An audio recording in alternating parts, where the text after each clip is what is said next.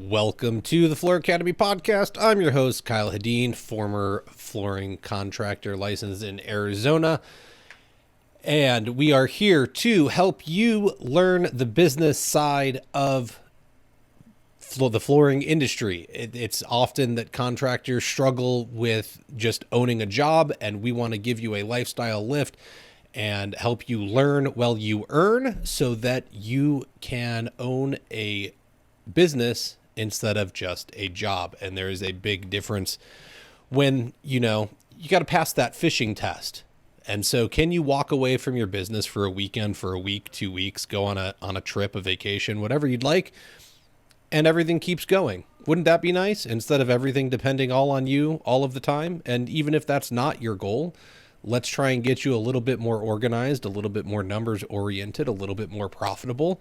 And we're doing that every week through our interviews with professionals within the field and our episodes where we help people solve problems that they're struggling with in their business and come up with creative ideas to help them get past where they're stuck and to the next level. This week, I've got Mark Bischoff with me. He is the CEO of Starnet Worldwide. It is a commercial flooring. It's not a buying group, but it networks the manufacturers and vendors with contractors, and they do over $4 billion a year in sales and labor and material. And he'll get more into what they kind of do, give us a little bit of background on him in just a minute. But before we jump into this week's episode, where we're going to discuss different business models and why knowing your model and how it works and operates is so important. We all know guys and gals that are doing commercial flooring one week, residential the next, or maybe, they're running some subcontractors and some employees. You've got union versus non-union labor. There's all different kinds of things, or like the jack of all trades, right? They're doing a different type of flooring every day of the week. And if you don't know how each one of those things work and what your time commitment to do each kind of task is, then how do you bill properly and how do you run that business to be as efficient as possible? And so it's not always good to go outside the box, right? We're always told, think outside the box, get outside the box. Sometimes you need to operate within a box and have a very specific reason for doing so. So we're going to discuss different business models and how knowing what you need to do to operate within yours and make sure that it is as efficient and effective as possible, and how to make that happen. Before I have Mark introduce himself here, we're going to hear a quick word from Cronus. If your flooring business is giving you headaches, Cronus is the remedy you need. Cronus Flooring Business Manager is an easy-to-use and affordable solution that simplifies and streamlines your business operations, managing everything from leads and inventory to scheduling installations, all in one user-friendly platform. What sets Cronus apart is its comprehensive suite of features, ease of navigation, and full integration with QuickBooks. Don't let your business be a headache. Choose Cronus for a smoother, headache-free business management experience. Visit cronusoft.com/academy today to schedule a demo. That's KRONUSOFT.com/academy. Cronus, fast relief for your flooring business headache. I actually know that a couple of you have reached out and scheduled demos with Chesney and the team over there. I appreciate that. Thank you. If you don't remember the note, if you don't remember the link, there's a link in the show notes. You can click that. Anyone that goes over there, I very much appreciate you supporting the sponsors, letting them know that I sent you their way. That way they know that, their investment in helping this show exist is going in the right direction. So that's enough out of me. Mark, who are you? What do you do? And why do you do it? Well, it's great to be with you. I'm Mark Bischoff. I'm the president and CEO of Starnet. Starnet is a marketing cooperative. It's owned by the membership. I'm part of the staff. So we have a staff of folks that works for the board of directors, and the board of directors represents the membership. We have about 173 contract companies that are Starnet members. Each company is a shareholder, and they're operating out of 423 locations across the United States and Canada. Wow. In addition, we have that's the product and installation part of the business. We also have a smaller group called the Starnet Floor Care members, and many of them cross over to the P&I business. We have a few that are floor care specialists that are in that group, and the idea is that through both of those organizations, we're making the industry better, we're making the manufacturers more effective in their sales operations, and each member has a better path to success because they're being exposed to not only the expertise of the manufacturers, but their peers in a friendly environment. And then we as a staff have to survey the industry, look for new trends, and expose our membership to them, because obviously they're running a business day to day. And it's our job to make sure they're aware of industry trends and innovation and things that are available to them specifically for floor covering outside of what you would get on CNBC or some other mainstream business outlet. I like it. I know you got a lot going on. You got at least an annual conference, if not some smaller ones throughout the year as well, correct? Yeah, live events are a big part of the program, and we just finished our spring annual shareholder meeting, which is more of a celebration, and we had a great time. They're generally in very nice resort properties, and the manufacturers, the service providers, and the members get to mingle over a few days. We do a lot of education. There's a design award celebration for the best work that the members executed in the prior year, and that's recognized by the industry, and those awards are coveted. And we had a great judging panel this year help us, professional architects and designers, and we rotate that judging panel every year. So it's a exciting event. That's a formal event on Friday at our annual meeting. We also have a fall meeting that's more training focused. It's more for the operational level at our membership. It's a little bit smaller, and we try to schedule that in the Midwest somewhere to make it easier for folks to get to that meeting. Mm-hmm. Okay. So I was mostly a residential contractor, and I think I feel like there's more residential contractors than commercial contractors out there, but maybe I'm wrong. I don't think so. Is there any benefit as a residential guy to be a part of Starnet, or is it really like that focused in the commercial realm? It's really focused in the commercial realm. There's a couple of trends that have occurred over the last few decades. So we're not sure exactly where it will lead, but one of the trends is there's less differentiation between residential and commercial products.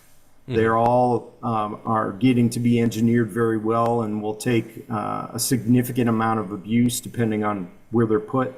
It used to be very clear what was residential and commercial. That's getting gray now. The other change is the multifamily segment has exploded in North America. Okay. It used to just be a metro marketplace. And although our members traditionally avoid single family homes, in a lot of the markets, the density around multifamily has drawn our membership into that market. And the reality is where they used to avoid, which is kind of the builder business, unless they had a separate division, they're being pulled in by the same architects, general contractors, and developers that they worked with on commercial property, mostly commercial office, because everyone has kind of had to pivot to address the needs of a growing market. And there was a gap, especially post 2019, as the commercial market in office softened. People were looking to fill that void on volume. So those are changes. We're not sure where it's going to go, but traditionally our members avoided single family and builder business. Okay. So if you're a commercial contractor, then there's definitely sounds like there's a huge benefit in being a part of this community, getting plugged in, making the connections. I'm big on. I've always been big on networking and getting out there. You don't know who you don't know until you know them, and you never know who you're going to meet and what you're going to need 6 months down the road. And so getting into finding contacts across the country is always huge with me. So if that's your world, this sounds like the place to be to get plugged in for the commercial side of things. Yeah, it's very efficient. I mean, we had a new member, well, we had a few new members, but we had a new member come in from Canada. And in a few hours, they had dozens of new friends. They had exposure to the entire North American commercial flooring market just by being at the conference. So it's very efficient. And then obviously, if you're trying to scale the knowledge into your organization, Starnet's consistently delivering education, webinars, emails that are curated for our membership to guide them to better processes and new technologies that'll help them be better, as well as the folks that work inside the member company. Excellent. So digging into the reason for today, there's any number of business models, and as you know, the leader of Starnet currently, you've seen companies come and go, and probably every which way of setup, from using employees and in-house labor to having hourly guys to union and non-union labor, and shops that specialize in things versus shops that offer any, you name the material and we'll find somebody to do it. What's I don't even know if there's an answer to this question, but like, what's the most effective way you've seen to tackle business? Well, to start out, let me just give a little bit about my background so I'm not just a talking head, so people have some perspective. So as a young person, when I was going through college, I worked for a very large organization called Sears in the floor covering division. At that time, the Sears organization was the third largest sales channel for floor covering in North America. I think at that time, New York Carpet World was number one, Color Tile was number two, and Sears was number three. And I did sales training for 2 locations and ran the subcontractor crews for 1 location. And that's how I paid my way through college. In addition, I was a commissioned salesperson. So it was a great learning curve for a young person. Running crews was interesting because I had never been exposed to it before, and someone had to do it, and I was given the responsibility. And it was an interesting time to understand how a subcontracted crew could build a business around another entity. If you think of it strategically, you attach yourself to a sales organization, and no matter what that looks like.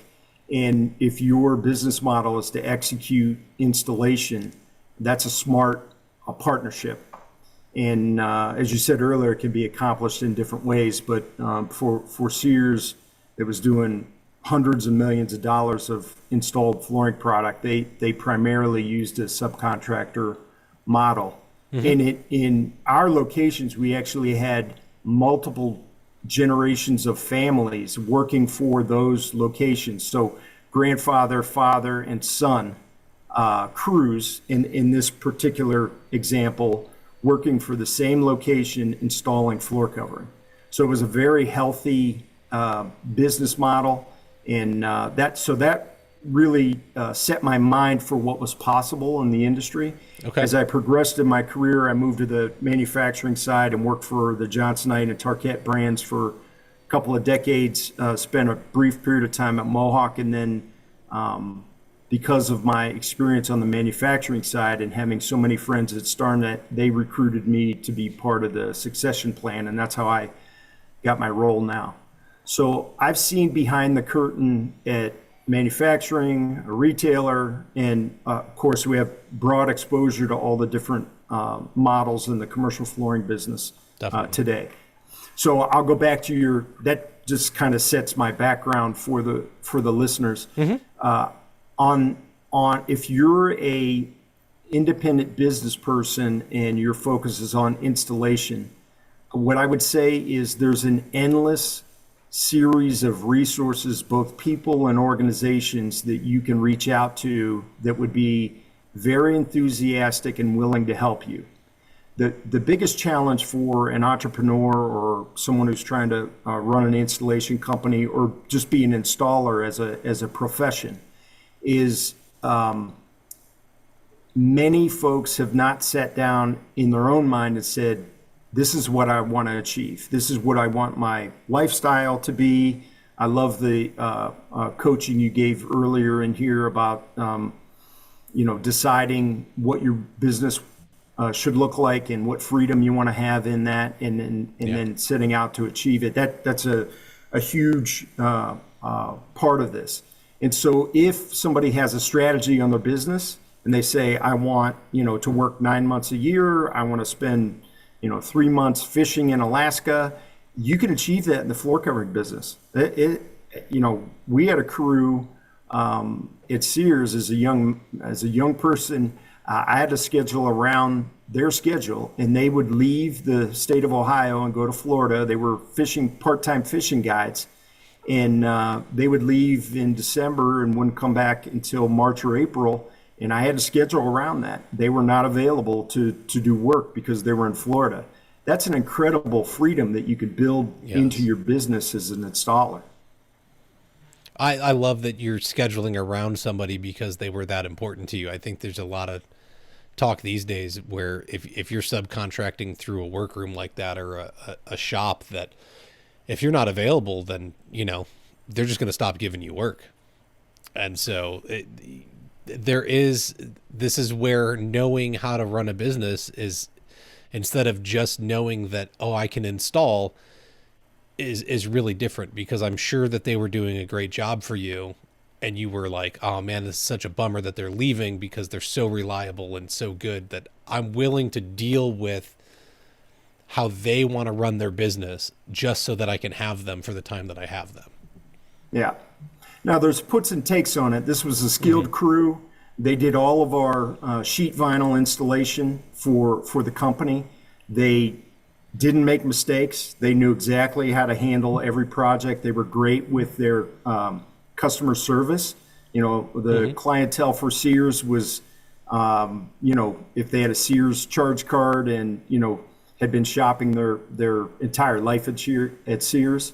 And this was a significant investment for those customers. And the installers that I was speaking about, they were very good with clients in the home, very polite, cleaned up. So it's not a trade-off where you say, okay, well, I'm going to do whatever I want and then I'm going to take off 3 months of the year.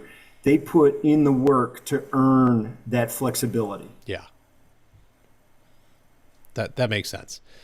You definitely, you don't get to do that when you're just winging it, right? There's definitely a structure in place that allows you to gain the freedom to take the time off. And it's not that if they were being guides, right, they moved from one career to another, but they knew how to effectively run the business while they were doing flooring so that they could go and switch off to being able to go be guides.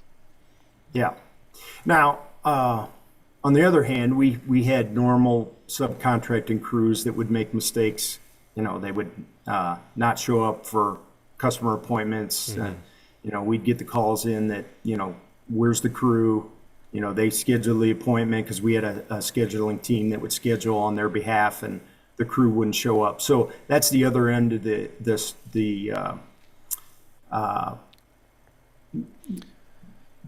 example of the installer base. It sounds So like a typical contractor within the flooring industry, to be honest. Sadly, like that's not the way it should be. No. But it is. It's very, again, it's I own a job. It's very sloppy. It's, done. Everything's done on a whim, it seems. And it's kind of one of those things where like it's like I install floors, right? Like it's not, I provide a solution to this or that. Like it's they don't think highly of themselves. Like it's just this skill. And it's an art form, and they should be super proud of what they do. And I don't know that everybody is like and I think that leads to this mindset of it's just ho hum, and I can get away without having to worry about a lot. Yeah. And there's trade-offs for everything. So what I would say is the most important thing, someone in this business, if they have the hand skills and want to build a business, they have to define what they're after. So they should come up with a sales channel profile they want to attach themselves to. One of the criteria might be, I don't want to schedule. If they don't want to schedule, there are sales channel, whether it's residential or commercial, where that scheduling service will be provided by the partner company. And that would be a box that needs to get checked. And of course, there's going to be other trade-offs. But if they have a strategy that details out what they're looking for before they start to talk to their contact, they'll be much better off, and more than likely they will find an outlet, a sales partner that will accommodate what they're asking for. That's a great point. I've been really big on like setting a mission and vision statement, having core values lately, but to even take it one step back from that. And I also talk about developing out your client avatar and like, who's your ideal client, right? What does Mrs. Jones look like? But that I'm always coming from a commercial or a residential standpoint and looking at the homeowner, but taking this a step back and just looking at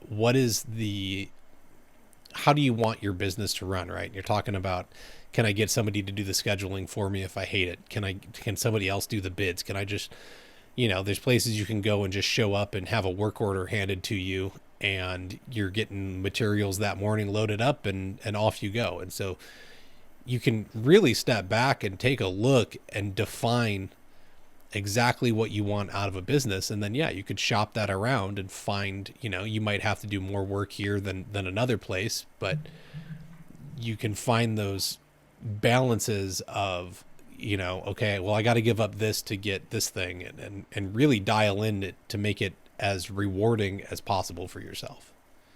Yeah, on the commercial side, one of the big hassles is getting material to the site, getting it acclimated. We have members that handle all of that as a logistics service for multiple models. Doesn't matter if it's union, non-union, hourly, or subcontracted. We have member companies that choose to do that because it allows them to control the specifications based on the manufacturer's standards. Okay. And they take control of it as an enterprise. And when the installers need to get to work, they show up, everything's been acclimated. All they have to do is start breaking down the pallets and doing their layouts, and off they go. We have other companies where the installers have to do more than just install. They're picking up the material, moving it to the site, those kinds of things. But again, if the business owner does not want to do site delivery, or within reason, or would prefer, 90% of the time the site logistics are managed by the sales partner company, they will find a willing company to work with them on that criteria. But they have to be clear about what they're looking for, and not necessarily in a demanding way, but hey, if we're going to partner together, ideally you would do these things, and this is what I'm going to do in return. Yeah. Well, and it goes, again, taking from my residential experience, I think a lot of times guys and gals will walk into a retail shop and they're like, well, how much do you pay? Yeah, and that's the wrong question. And so you're telling in a different part of the business, you're saying the exact same thing of, you need to be walking in knowing what you want out of the partnership, and sitting down and being able to have a business discussion of, hey, your business model looks really attractive to me. I see you do these things. I'd like to be able to do these things. Now let's haggle and find the middle ground that makes us both happy, so that we can truly develop an effective and profitable partnership for the both of us, instead of it's coming down to, well, you just tell me what to do. Well, if you just want to be told what to do, guys and gals, again, stop trying to run the business and go be an employee somewhere. Like, if you want to be told what to do, that's the easiest way to do it.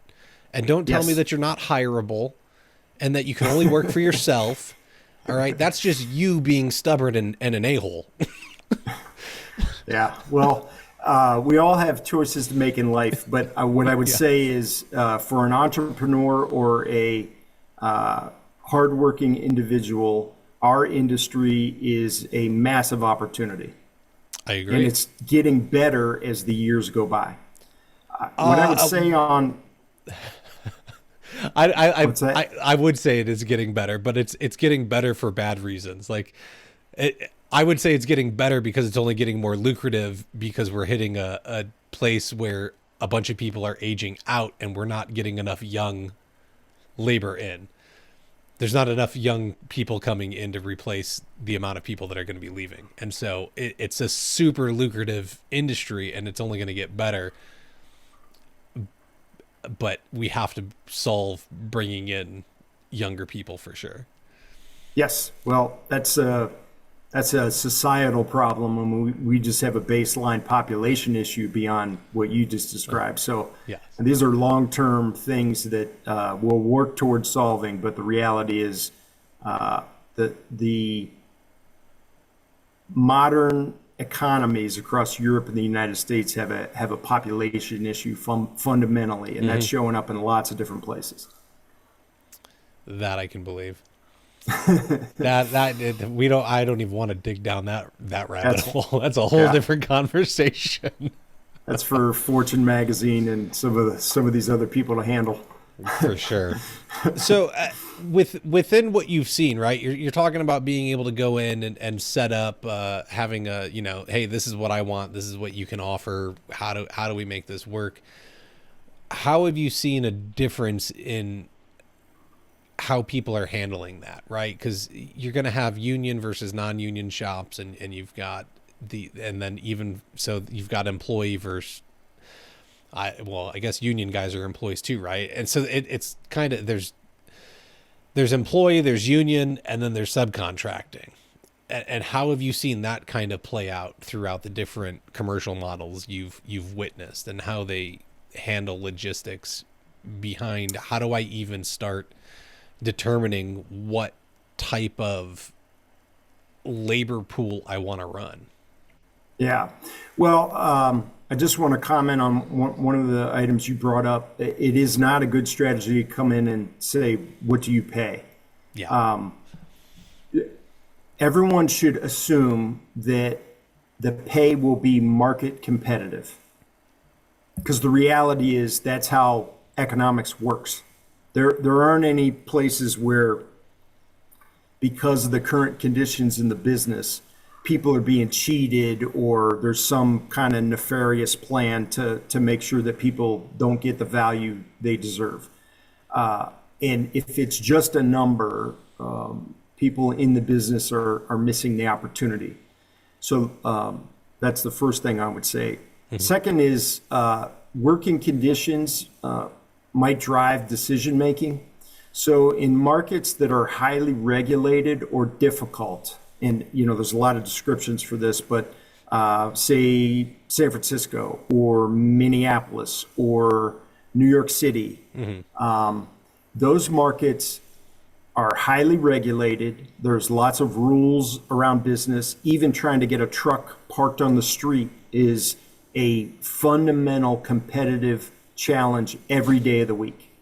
Yes. In those environments, a union subcontracted crew, because they do exist, there's not a lot of them, but there are subcontractors that are union.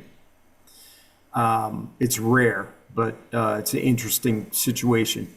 A union helps to manage back the regulatory environment in those markets. So it used to be that, okay, the union's going to protect the worker from the big bad employer. And I don't believe that's the way it works today. I think what the union helps both businesses and workers is to deal with the highly regulated central planner type markets.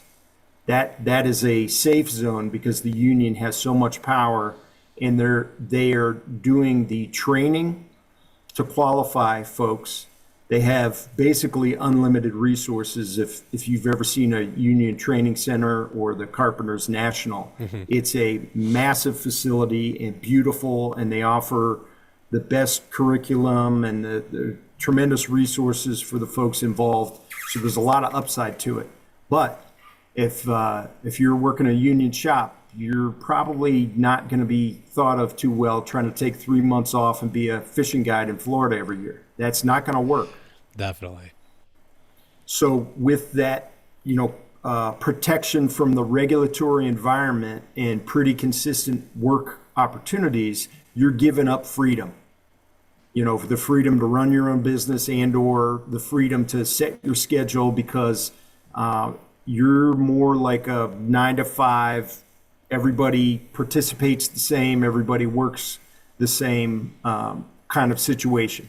And some people aren't comfortable with that environment, and that's okay. Yeah, I mean, it's funny you talk about regulatory environments and the challenges that they face, and like even parking a truck in New York is rough. And to be honest, when I was still working in reality television, I was doing some productions in New York, and they would pay the production assistant to sit in the van and drive it around the block all day because that's easier. So it was better for them to pay somebody like $175 a day to drive a van in circles all day than it was to try and find parking in downtown Manhattan. And Yes. that's the reality of business down there, is that, I'm sure the unions are doing stuff the same way, and when they're doing flooring projects, that they'll pay the low man on the totem pole. Like, dude, you just got to sit with the truck all day and keep it double parked, and when the cop comes, drive around the block and come back, and then, sit there again until the cop comes by and tells you to go around. And that's what you're paying for. But that's that environment that comes with its unique challenges, and knowing that, right, having the people to help you disseminate that information, I think is really important. And knowing, again, when you're looking at a business model, we're all, business is business, right? And it breaks down to knowing your numbers and figuring this stuff out. And you have to do marketing and advertising. Like, there is a formula that will work, but within that, when you get into the specifics, you have to dig a little bit deeper and get away from the surface level stuff. And there is a difference between running a flooring business in downtown Manhattan versus, rural Indiana. They're very, very similar, but they can be very, very different too. And knowing the nuances and being able to hit on those key points and figuring out how to lay it out so that you can have the information you need to be successful is what's going to matter within that. And I think that's kind of what you're pointing out here, is that, we can choose any number of options, but if we're not keyed in on the small, intimate details of each business model that we're looking at, you're kind of wasting your time, and it's just not going to run the way you want it to run. Yeah, and this goes back to the power of networking that you mentioned earlier, and part of the power of organizations like Starnet. If you're trying to develop a business model, and it's easy for me, on screen to say, set a strategy, and dial your plan in, and then go in to talk to somebody, you can't Google any of this stuff. So you have to have contacts in the industry that might have similar interests or a similar business model, and ideally they would be in another part of the country, so that you could talk freely as colleagues and not necessarily as competitors, because the closer you get into the local environment, the less you're going to get, one, and two, you get into murky areas around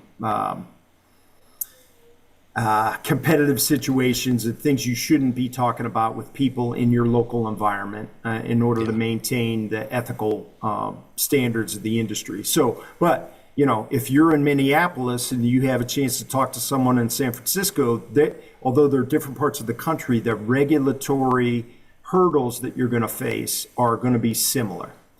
And you could discount New York City and say nothing else is like it, but I would say that Boston, Toronto, Vancouver are going to have similar challenges, even though they're not the same exact environment. Yeah.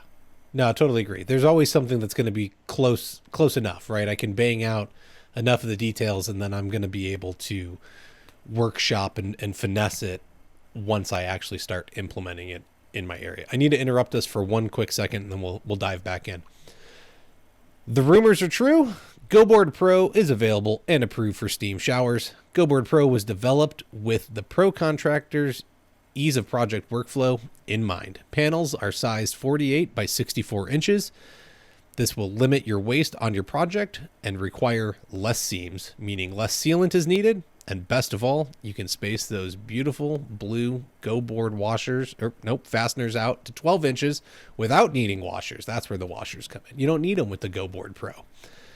You can visit www.jm.com/GoBoard for more information and all of the product details, as well as learn about their other product offerings from, their wedges and shower pans, their additional sealants that you can use if you're in a jam and can't get GoBoard sealant. You can still maintain their warranty by using somebody else's stuff. So again, that's jm.com/GoBoard. All right, Mark.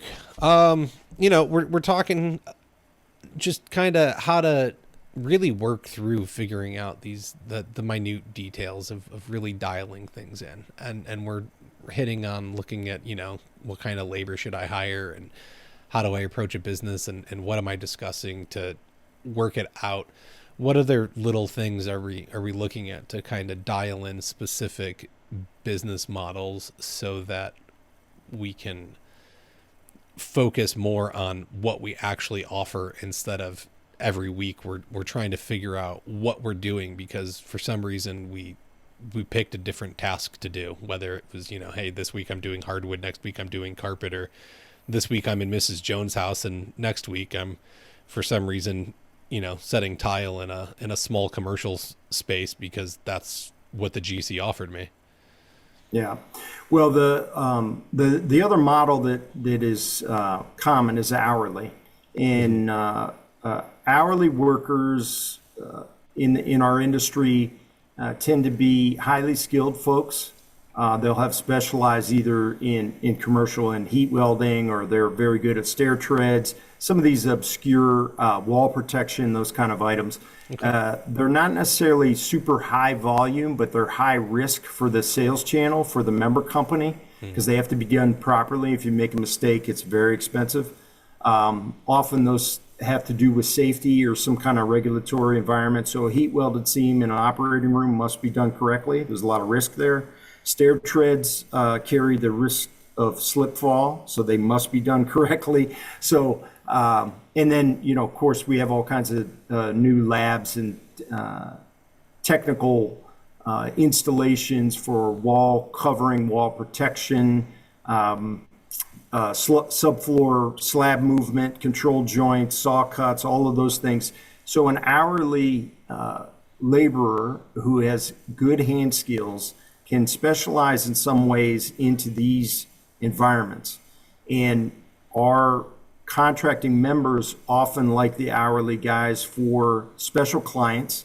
So if they're constantly doing work on a university campus or on a hospital campus, they can send those hourly crews to those large facilities over and over again every week to do repair work. And part of the requirement is you have to have lots of different hand skills. You have to be able to do VCT one day, stair treads the next day, fix cove base the next day, remove and demo work in an occupied space, and understand how to zip walls off and manage the HVAC system so you don't upset the nurses. So that is a great environment for an hourly worker. Some of the upside is you get to go to the same quote unquote job site every day. So you're not traveling around the city to different locations. Now, some people like to be in different places every day. It's part of the adventure of being a craftsman. Yeah. Some people would much prefer to go to the same campus. They know where to park. They've got their security badge and they know how to navigate that facility. There's a comfort level to it, and they can manage their work day during the week and be home for dinner and those kind of things. So there's a lot of upside to that. And our members need the hourly people primarily for key accounts.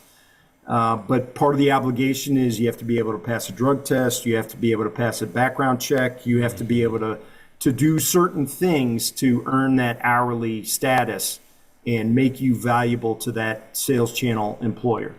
When you're seeing the members that are running hourly employees, are you seeing them run a mix of they have hourly employees to do certain things and they have subcontractors that do other things, or are they generally like one model or the other, and they specify it and stick to that? The trend we see is a blend.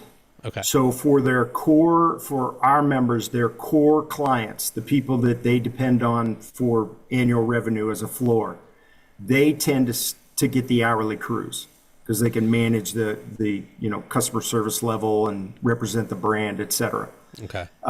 Those same companies will scale using trusted subcontracting crews that they go back to year after year. Now, understand that the backdrop for all of this is our members tend to have long tenure in the marketplace. We have a 100-year member, we have a lot of 50-year members. They've been in business a long time, and they're able to provide this sales infrastructure that, despite changes in the economy and what's happening in the marketplace generally, they have the contacts to maintain a floor on their business every year just because they've been in the market as a tenured business for so long. On the commercial side, that is much more common to have these long tenures than on my understanding than it is on the residential side. Not to say that there are exceptions on both sides, but that allows you to provide hourly labor because you have consistency in your revenue level. Yeah, I mean, I definitely think there's companies. I mean, I know companies that run hourly employees, and they can do it very well. And I know that the retail model is generally for subcontractors, is they don't necessarily want in-house people, and so it's a matter of balancing out kind of how you want to do it. I think it's another reason that subcontracting is so popular is that one of the things we're told is, oh, you're never going to make any money unless you go out on your own. That's the only way you can make money in this industry. And I call BS on it, right? I think there's a lot of good shops out there that run strong business models. As you've said, you have people that have been around for 50 years, 100 years, the businesses have existed. They're not doing that by cheating people, right? At that level, you've got to be treating people very fairly. There's probably benefits involved, but you've got to be able to deliver the goods as well. Like, you see it all the time. Guys and gals will come along and they're like, oh, I never get a call back. I've been doing it the same way for 20 years.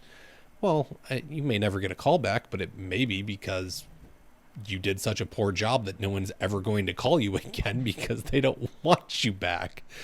And so, like, where's the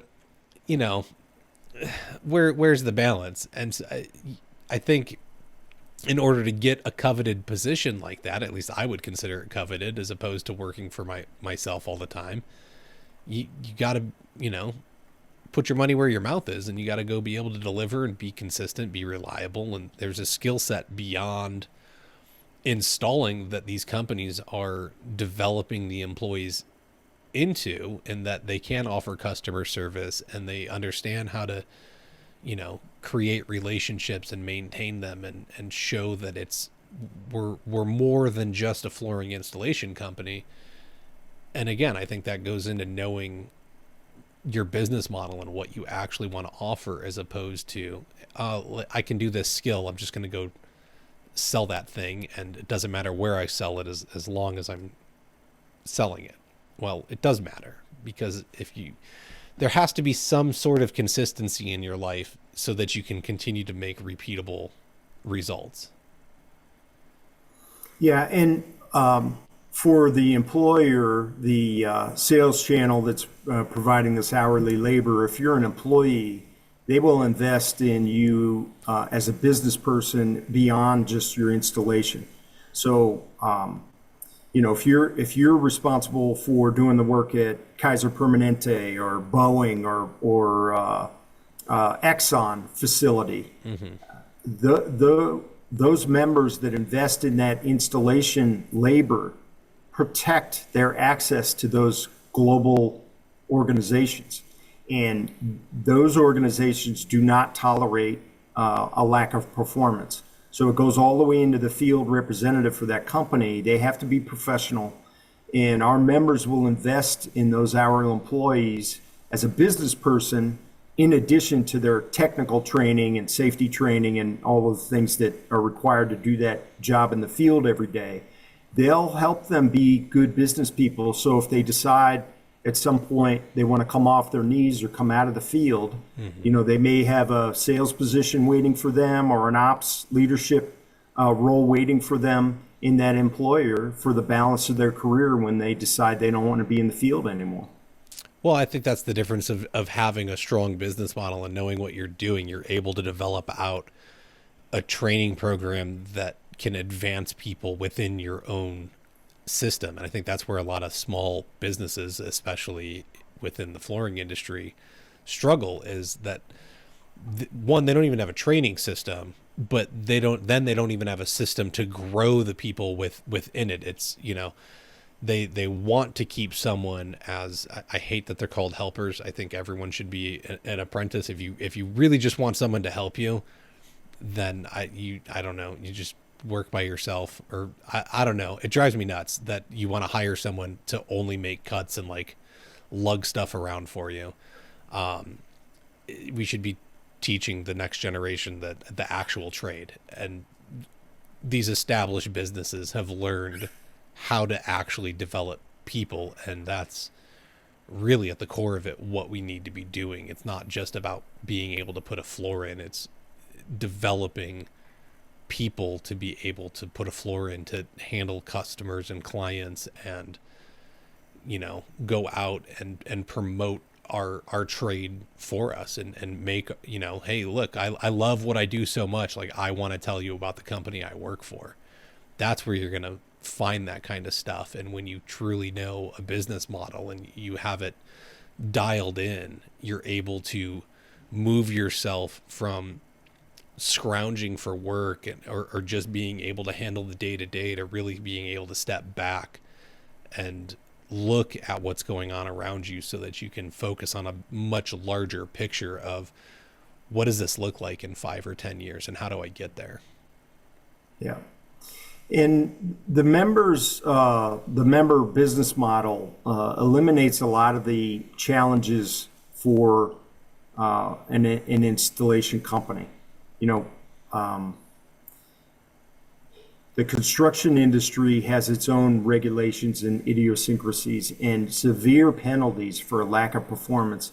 And most of our members are very well capitalized because part of their business model is they offer quote unquote banking services for the construction industry. It's not uncommon for them to wait 120 days for 90% of the payment, and then another year for the balance. Yeah. So you have to have the cash to carry projects of the size that are available in the marketplace. So that's another consideration for someone who's in installation, determining whether or not they just want to do it on their own, or they want to partner with a sales organization like a Starnet member, and make sure that their strategy is protected by partnering up with a proven sales organization that's well capitalized, well connected, and continuously can provide them work. No, I think that's definitely a big one, is how do you get to being able to handle and manage that kind of money and set yourself up for stuff like that. In fact, I forget what it was called. I saw some guy asking if anybody knew of something, and I was like, I don't even know what that is. And he was like, oh, I want to get into commercial projects, but it's companies that'll like front you the money to like pay for the materials and stuff for a payout on the back end. And I was like, that just sounds horrible. Like that just sounds like a horrible idea, to like take somebody's money to get materials, and then you're losing out on pay on the back end, which is where you should be getting your profit, because you're able to work through the project, right? Like that last 10% you know that you got to wait a year for, it should be pure profit. I was just like, why? Like, this just sounds like a scam. But Yeah. If it sounds too good to be true, it's too good to be true because our members know every secret, every trick, every way to manage the business, and the net is pretty low considering the significant legal and risk of liability on projects they take on. So this is not a high net margin business. It's below. Well, it's in the single digits generally. The best performers get close to 10 on the net, but they have a strategy and they attack the market in a certain way. And then again, understanding that taxes and lots of other things eat into that margin. One should carefully consider whether or not they want to have a sales channel partner with like a Starnet member or try to bite it off on their own. It's a very difficult environment. For sure. I mean, you're definitely looking at something where, again, like when we're looking at a business model, I can go provide slow, steady, high-end work, or I can look at how do I make it up on volume. But when we're talking about flooring, like, yeah, you can do volume, but it still has to be done right. There's still standards to meet that are very important. Otherwise, you may have installed a large amount of square footage and made some money on it. But if it fails, what's it cost to replace that? And, the volume isn't going to matter at that point. So can you do volume at the proper quality? And I think a lot of times it's looked at as, I just need to do volume and it's going to pay me this much, and then I'm going to walk away and disappear. And that's not the way that it should be. Is we've got to be evaluating. Again, we need to step back and look at a much larger picture of exactly what we want to provide, how we want to provide it, and then find these systems that, what's the word? Not a company. Complement us. There we go. We want to find somebody that has a complementary business model to ours, so that we can work together and make each other stronger, as opposed to constantly battling it out and struggling to get to where we want to go. If you're struggling to make money in this industry, then I think you need to step back and look at, is what I'm doing the most effective way for me to make my bottom dollar? Yeah. And the last model is pure subcontracting. So as a pure subcontractor, you can make up your own rules. And if you find a willing partner that will accept that, like I want to play softball in my local league a couple nights a week, therefore I need the schedule to work this way. Some of the sales channels will accommodate that, depending on what the give back is. So, if they're looking for specialized techniques and skills and that subcontractor is able to provide it reliably, then there'll be more accommodation for that subcontractor business model. And there's also various specializations that are available today.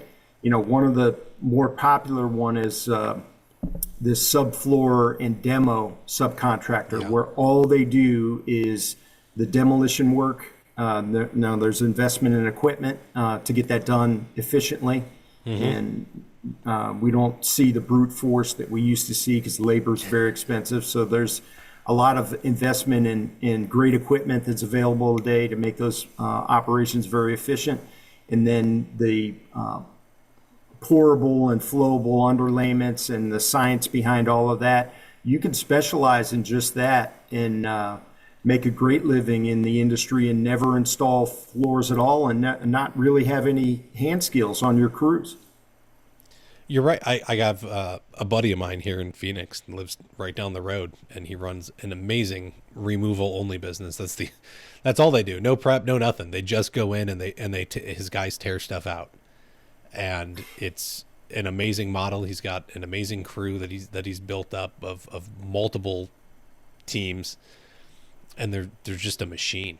But he's dialed in. He found something that he could be really, really good at. He figured out the equipment, designed some of it himself, and they just kill it. And so, having a way of doing that and sitting down and again, just researching, what, I don't know that enough people look at what they're actually good at and sit there and figure it out. When I decided I was going to get into flooring, I was like 30, 32 when I decided to do this. And I was evaluating my skill set. And I was like, okay, what things am I good at? What do I enjoy doing? And I was looking at all these different things, and I was able to stumble upon wood flooring at one point just through like thinking through all my different options. And that was what sounded best, because using skills of woodworking to, build things in the summer in Arizona just sounded absolutely miserable to be outside and be a framer or something like that. And wood flooring, I was like, oh, you got to do that inside. There's air conditioning. This sounds like, okay, let's do that.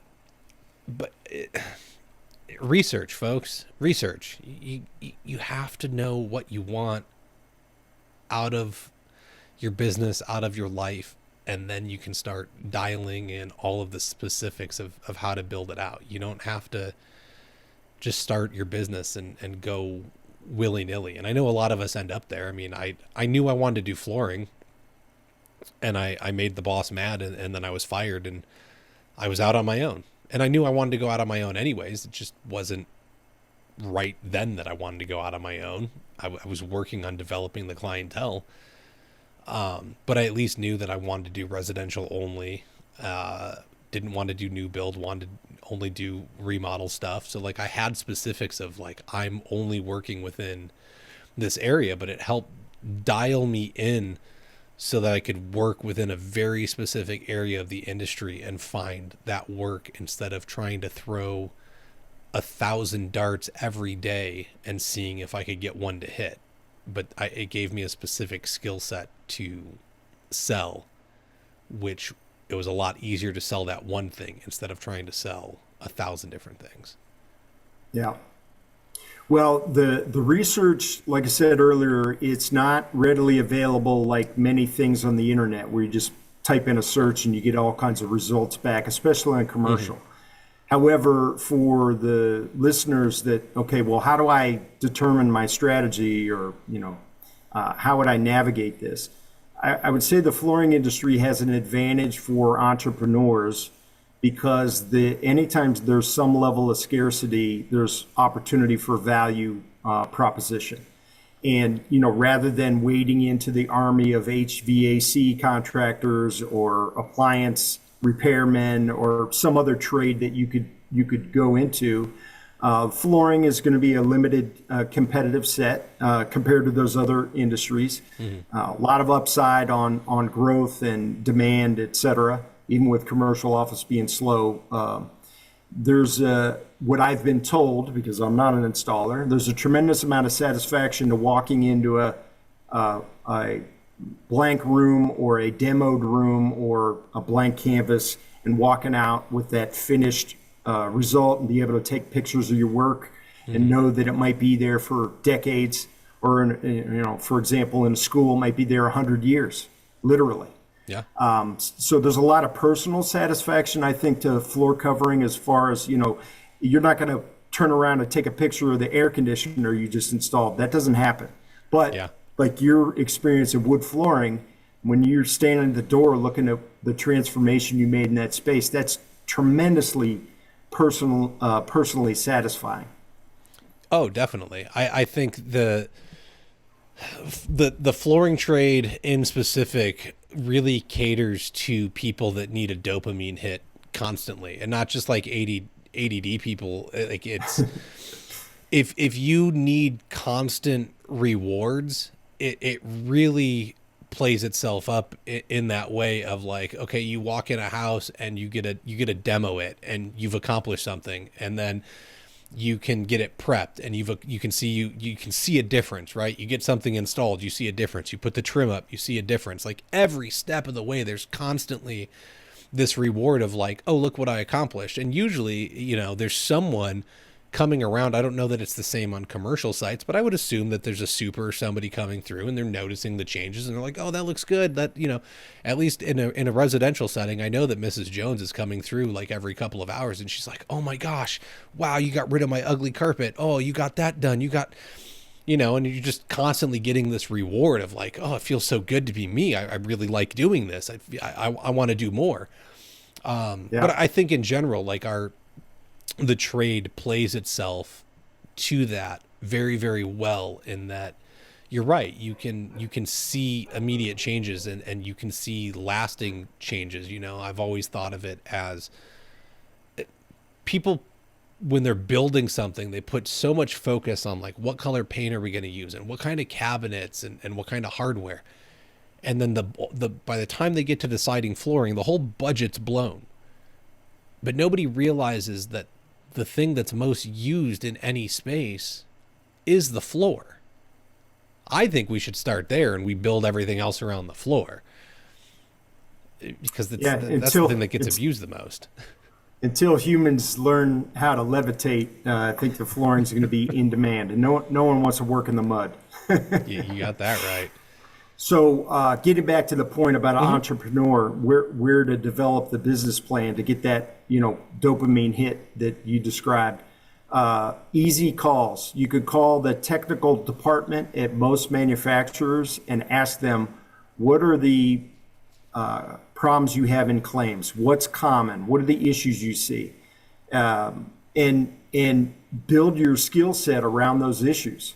So if a manufacturer says, hey, we constantly are getting claims, but most of the time the core problem or the basis of the claim is poor subfloor prep, that's a business opportunity. And in the technical departments at most manufacturers, they are populated with ex-installers that would be very sympathetic to taking questions from entrepreneurs trying to develop a business plan or a strategy on what they should build. The other option is to call sales channel operators like Starnet members. That is available on the internet. You could go to our website and find a member in your town, call in, ask for the leader of operations or the installation manager. Same question.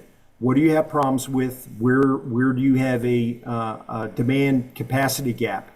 And they will probably tell you. You could strike up a conversation. And even if you're not ready as a business person, you could check back in. I would expect they'll remember that call because they probably don't get too many like that, the inquiries. And, if they say that we can't find a good stair tread installer, there are resources where you can get those skills. You can have materials donated. There are lots of places to get your skills put together that aren't on the job. You never want to practice on the job because there's so many resources. Manufacturers are willing to provide support to make sure that an installer develops the skills before they get to the job site. Mark, that's so smart. I can't believe I've never thought of that, right? I talk about solving problems, and I've never thought to sit there and call a technical line or other retailers in the area and ask them like, what's your biggest problem right now with installations? And then they're going to tell you, and you can just study up on that skill set. That's brilliant. I love that. If people only take that away from this episode, I think that's a win right there. Yeah. And it's free. And people are always willing to help if you ask. Very rarely will you get pushed off. There'll be some suspicion about your motives, but if you tell the story properly, people are always willing to help. The other resource is in almost every town, and most installers are familiar with them, you have wholesale distributors that are very connected to the local market. Same thing, their salespeople, their counter people, their sales leadership, if they are aware of a gap in the marketplace or a need in the marketplace, they're connectors. They will connect you with someone that either can provide help with a strategy and or provide business opportunity. And those distributors, many of them are very sophisticated. They have 3,000-4,000 accounts in their database. They're going to know something that will be useful to you as an entrepreneur, as an installer. No, that great info. Absolutely love it. I wanna be respectful of your time, and I appreciate you coming on. Is there anything, Mark, that we need to hit on real quick, or that we missed? Do you think? The only other thing that comes up often is we are still a male-dominated industry, and we're basically not participating in half of the available labor because we are mostly male. What I would say is smart entrepreneurs would figure out how to build a business model that would include females. There are certain types of work that females traditionally, based on my experience, seeing what I've seen with my own eyes, so I have to be careful here, where females are much better and provide much better quality of work. One is that subfloor engineer idea, because basically you're following systems and processes. It's not necessarily a hands and knees job if you manage it properly. That's one good one. The other one is detail work such as welding, wall base installation, vinyl transitions. My experience in observing the female installers, they're very rarely punch listed on those operations. Much better than men. Much better. Way more detail oriented, generally speaking. Yes. Yes.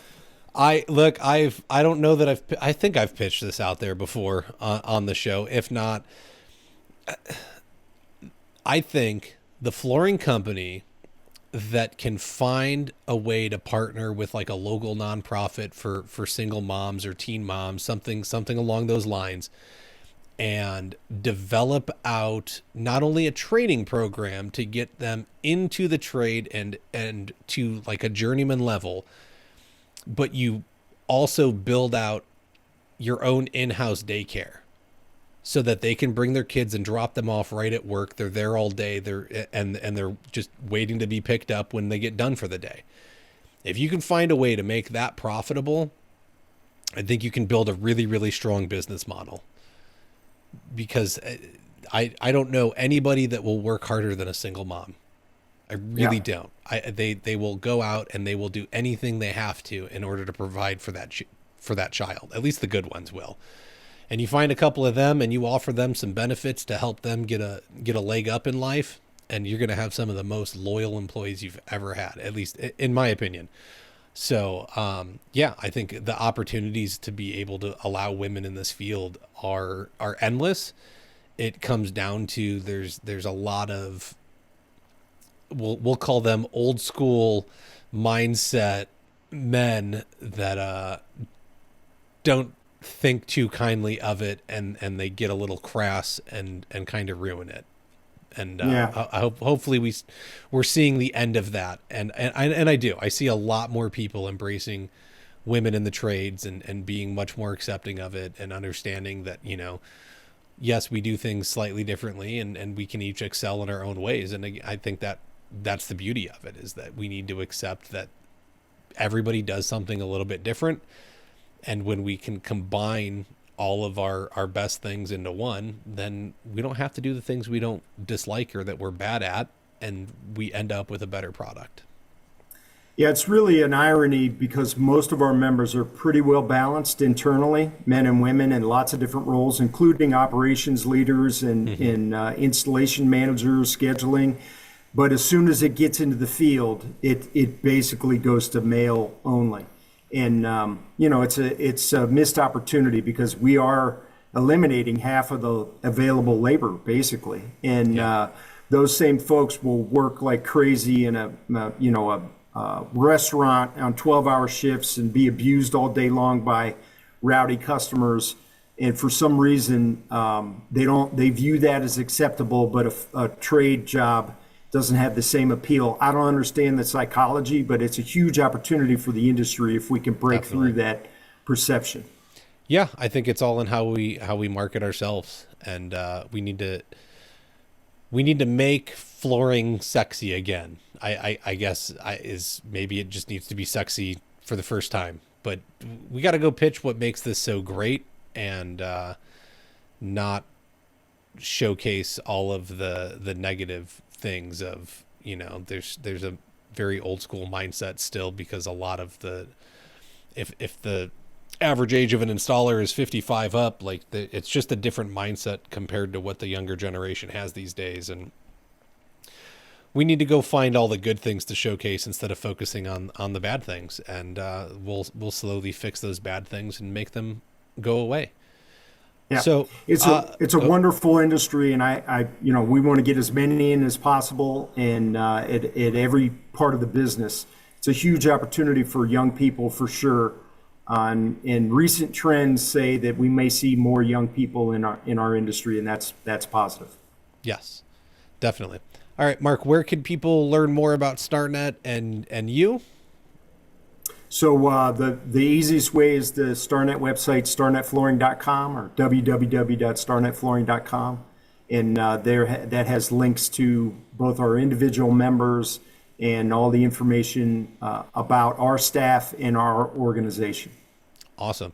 I appreciate you joining me. Thank you so much for sharing your expertise on, looking at different business models, what you've seen work within the commercial realm, and how each of them are kind of divided. I truly appreciate you coming on and definitely sharing about what Starnet has going on and the value in it. What do we need to do? Folks, I appreciate you coming and listening. Make sure to like, subscribe, leave a review, and help grow the audience so that you have a larger pool of people to interact with within the Facebook group, and we continue to build this community and make it stronger and continue to make our businesses stronger.